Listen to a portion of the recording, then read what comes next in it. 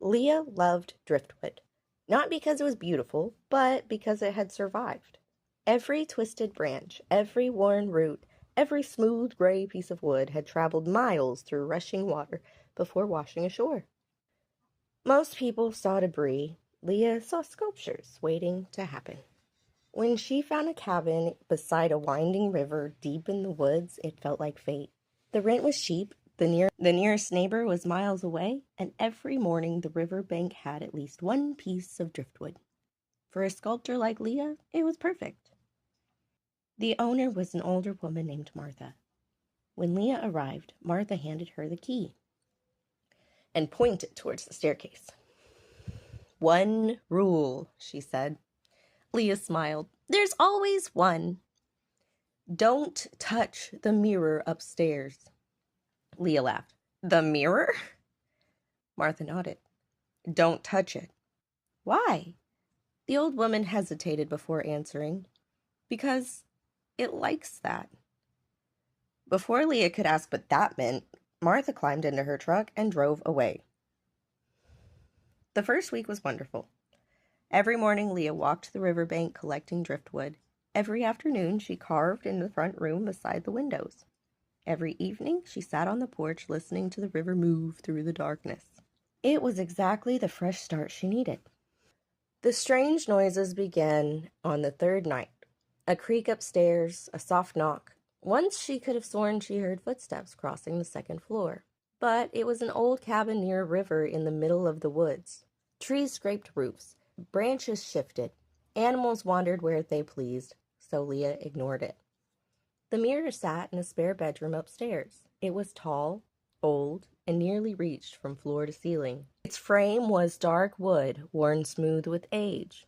Leah passed it several times a day without thinking much about it at first. But the longer she stayed, the more Martha's warning bothered her. Don't touch the mirror. Why? It was ridiculous.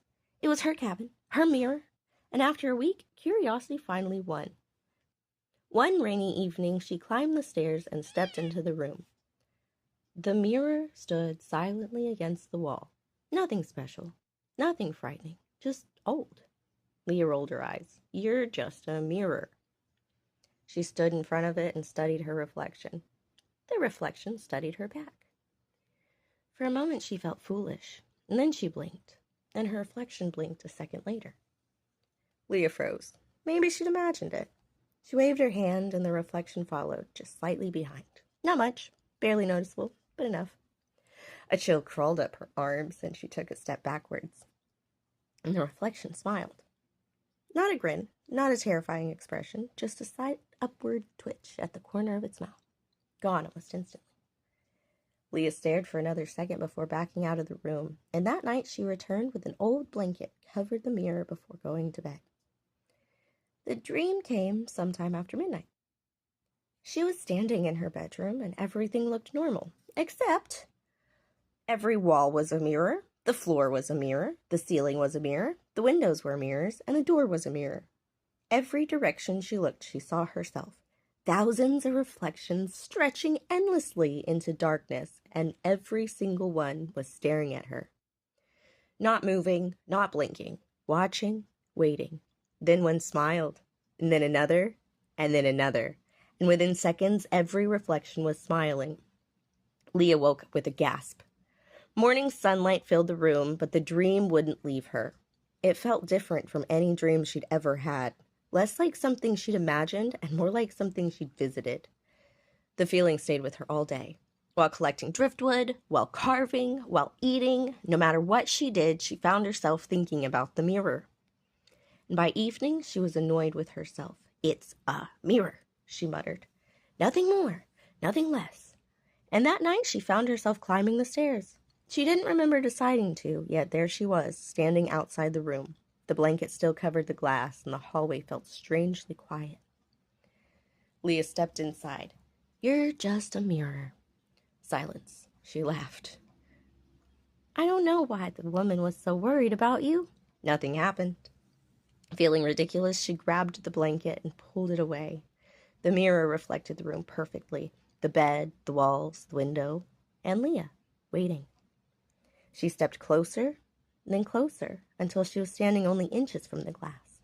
Her reflection stared back, perfectly still, perfectly normal. Leah smiled. See? Nothing. Slowly, she raised her hand. The reflection did the same. She pressed her palm against the glass. The reflection pressed its palm against hers. For 1 second, everything was normal. Then the reflection smiled. A wide smile, far wider than hers, far wider than any smile should have been. Leah's stomach dropped. The reflection leaned forward. Its lips moved. 3 words. Thank you, Leah. Everything went black. When Leah opened her eyes, she was still standing in the bedroom. At least she thought she was. Everything looked the same furniture, the same walls, the same window, yet something felt wrong, muted, distant, like the entire world was now behind a sheet of glass. Leah turned towards the mirror. Her breath caught in her throat. On the other side stood Leah. The real room, the real cabin, the real world.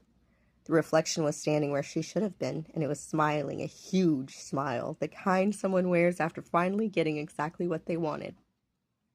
Leah ran towards the glass and slammed her hands against the glass. Nothing happened, she screamed, "No!" No sound reached the other side. The smiling reflection tilted its head and then gave her a small wave, a grateful wave, as it walked behind and shut the door.